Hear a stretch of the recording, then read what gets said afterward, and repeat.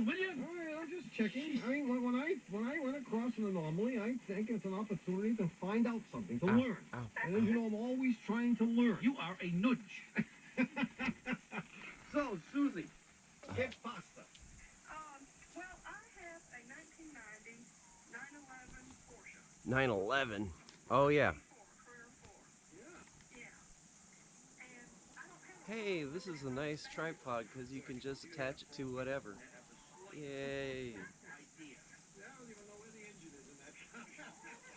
It's gonna get hot though. I don't care. Somewhere they have one under the seat on. Yeah. So, what can we help you with? Well,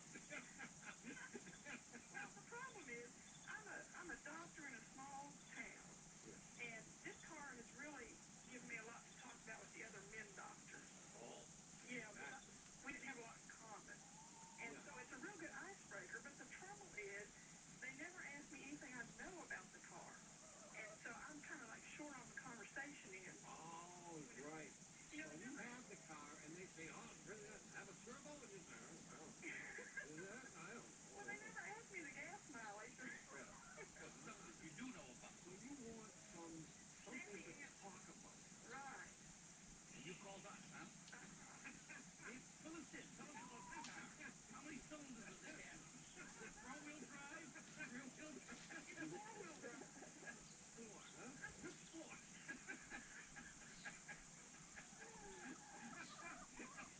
Besides the steering wheel on. Right. So I just want an interesting. Yeah. I mean, did you buy the car? The super. Okay, well let's take you for a tour, shall we? I'm bored, so I'm just making a video out of nothing. I could be doing something, but I'm doing something right now. So here you go. See this thingy? This is called a gourd plant. It'll get baked off of its gourd, and it'll just grow up this tree here, and it'll be free. It'll have endless sunlight, and it will get what do you call it? Uh, make gourds, and that'll be cool. You know, like gourds are pretty cool. That might actually be the flower of the gourd. It might be making the gourd sooner than faster, whatever that means. So we're going to continuously, like, I swear to God, every single day this thing grows another foot. That's fast. Maybe even more than a foot.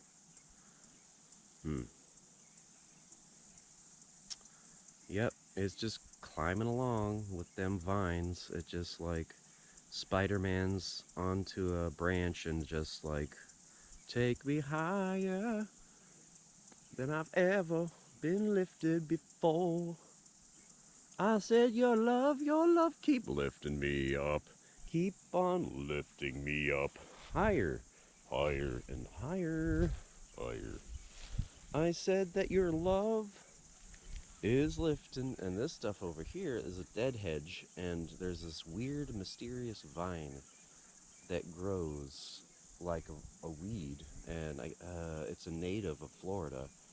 It doesn't need dirt in order to grow. It just needs to be damp, which is why it does so successful sometimes. Oh yeah.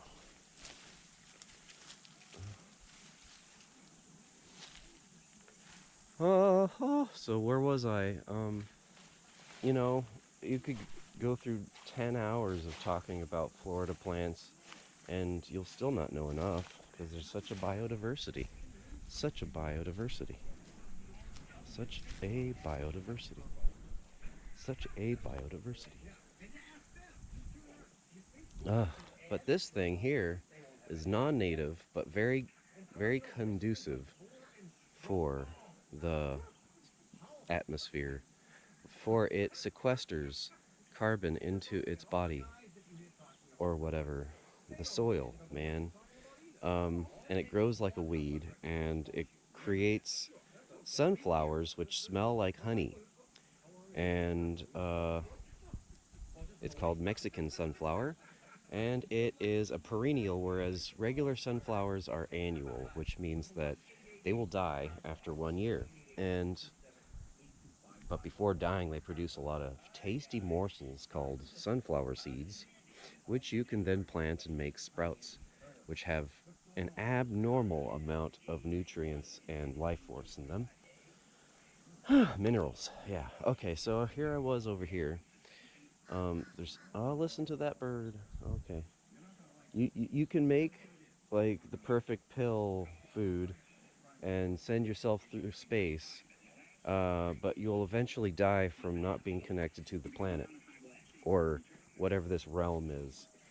Is it a flat plane or is it a spherical plane? I don't know. I think it's both. Why? Because half of the population now thinks that it's flat, and the other half is like, you're dumb. And the other people are like, oh yeah, well prove that the world is round. And then they'll be like, okay, so um, that that thing that Plato did in 300 Egypt. Maybe it wasn't Plato, I don't know, but the Greek guy in Egypt with his experiment, and I'm really simplifying this and not even using names because you know what I'm talking about. And then there was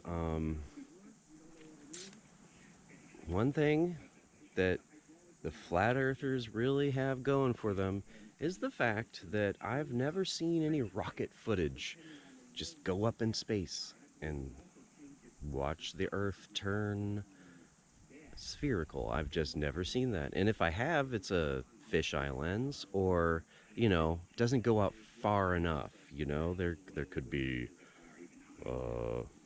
it could be so easy, Like, look, just show us the specs on the frickin' angle and hope that it's not deep faked because that's so easy to do nowadays.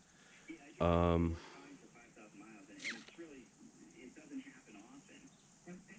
when it doesn't work, what do you notice as far as your ability to drive it?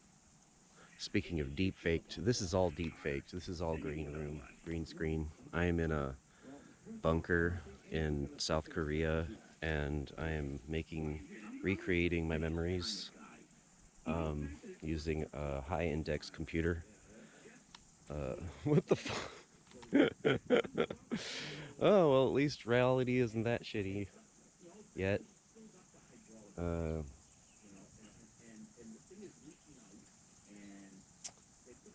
Let's see here. Well, don't manifest it, Philip. Well, like, how could you say that we consciously manifested this shitty world? Well, I don't know. Create a good argument for that. Okay, so, argument. I'm not arguing, I'm just trying to paint a picture here. Imagine that we're all one, and some of us were like, you know what, I'm tired of being everything, I want to be my own thing. And so, like, they become their own thing, and then they're like, I wanna be the best. And so they're like, okay, I don't know where I'm going with this analogy. Let's just say that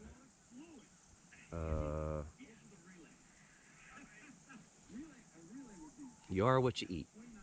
So eat good food and don't eat from factories because they're putting a bunch of chemicals in there and they're relying on you not checking the ingredients list and never looking up what natural flavors is. But Philip, that's impossible, you might say. Yeah, but we can make the steps towards food sovereignty, which includes intentional communities, permaculture, and, growing your own food. So there I was, growing my own food, rice this time, and it was a lot of yields. The end. Okay. And it's so easy to do in Florida. You can grow every single day of the year, and it depends on what it is, Tend to do annuals in the winter, and you can do perennials in the summer. Some don't really care. You can just grow them and they'll grow. Some plants just don't give a fuck. They'll just grow anyway. Like these ornamentals. What do you call them? I'm not gonna show them to you. Fuck it. But you can see there's bananas in the background. Paku, paku, paku, paku. See them bananas? They're growing fast. Just imagine like a fuck ton of those. Make a forest out of them. A forest of bananas with some variations in that, of course, and that's pretty much what we're looking forward to living in. You wouldn't even, okay, you would still need a mosquito net, but there would be such a synergy, harmony, as it were, that the majority of mosquitoes would be taken out by dragonflies, and you wouldn't really be bothered by mosquitoes in the shade. And then make living houses. What do you call it? Like, who's never wanted to live in a tree? Who's never wanted to make a Japanese shrine? Who's never wanted to